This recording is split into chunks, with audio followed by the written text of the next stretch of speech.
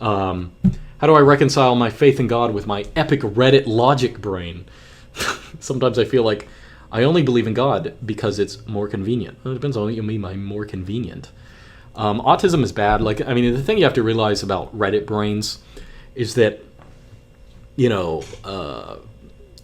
brain, like the logical faculties of your brain, like there's a Redditor tendency to like look at, people who believe in religion, like, that's some kind of brain error.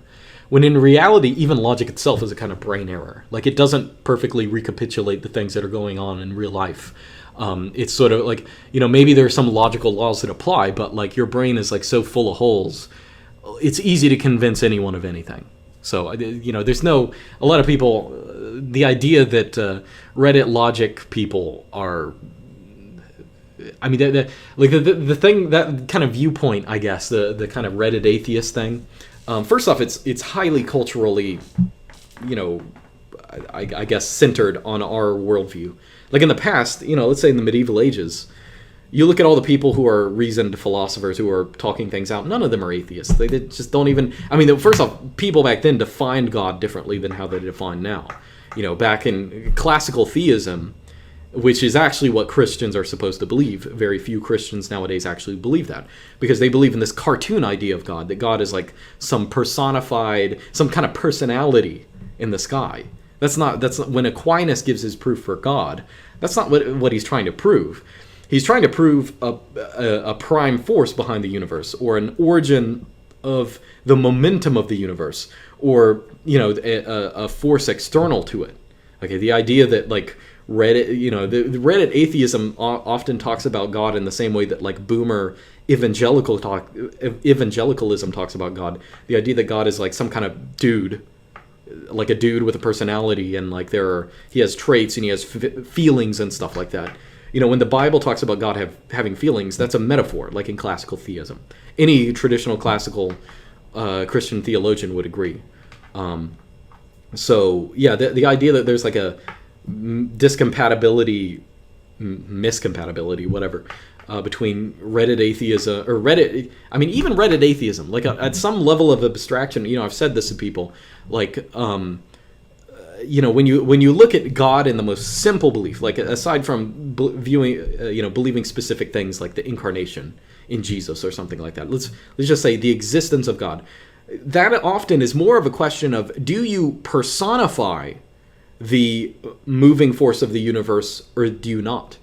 And an atheist is someone who is autistic and therefore does not personify that force. Whereas someone who believes in God is someone who either thinks of it as a person kind of thing, or at least someone who understands that, like that in classical theism, that's when people talk about God as being a person, like that's the whole point. So atheism is really an absurd belief when you look at it that way, because atheism is basically like a kind of hyper material skepticism where the only things I exist, or the only things I see, or the only things that exist are the things I see, right?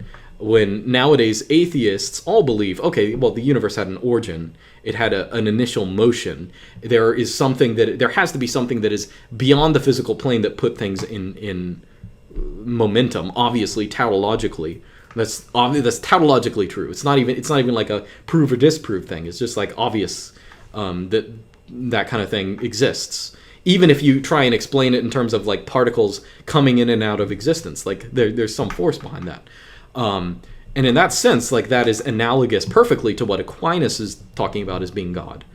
Now, the only other question is like, well, what else do you think is associated with this force beyond the universe? Is the incarnation of Jesus? Is that related to that in some way? Well, you could read Aquinas's supposed proofs of all these other things, or you could look into that. But once you've taken that step, you realize that Reddit atheism is just like autism when you're looking at, the God in the universe. And I guess my trail back from cringe atheism started when I started to look into classical theology, where you have this different viewpoint, but also sort of panentheism and the kind of I guess like the Freemason kind of view of God, or the view of, or the Prisca Theologica view of God, like the idea that there are themes of God behind all religions that, mean there's some kind of abstract similarity that they're talking about. And once you have that viewpoint, you realize, like oftentimes, the difference of believing in God versus not believing in God is, again, just an issue of personification. And then what other claims do you think there are other supernatural events that happened in history? Once you can admit that, you start looking at, okay, can supernatural events happen? They must happen. I mean, in the sense that there are some things beyond, the material universe that must happen. But are they specific things that are, part of religious folklore? That's the next question you have to answer. So what was I going to say? And there is this stupid idea, the Humean idea. So, David Hume, skeptic, patient zero for Reddit. He famously had this really dumb, like when you think this through, you realize how it actually works. He had this supposed proof that you should never believe miracles. The argument is, let's say something apparently miraculous happens and you observe it. You observe it happening, okay? Some guy comes down from the sky or something like that. Even if you literally see a miracle, he basically argued, based on your previous experiences and based on what it would require to believe in that miracle, that requires you to believe that the physical laws of the universe have been temporarily altered and all this crazy stuff, unexpected stuff has changed in the universe. And Hume basically argues, even if you see a miracle, that you still are not rational if you believe it, because you still should doubt it. And a lot of people will, like a lot of atheists will use that argument to say, therefore miracles don't happen. When in reality, it's actually the opposite. Okay, Hume basically argues, no, even if miracles happen, you still shouldn't believe them, which is sort of absurd when you think about it. Like if you actually want to have factual beliefs, you actually can't rule out. You have to say, okay, there are black swan phenomena. They happen. Like, it might be that some event that seems out of the ordinary, or even an event that seems in the ordinary, might have the physical laws of the universe have been altered. That's not Hume's argument is often used as a reason for not believing in miracles, but it's not a proof against miracles. It's a justification for not believing in them even when they happen, which is stupid when you really think about it.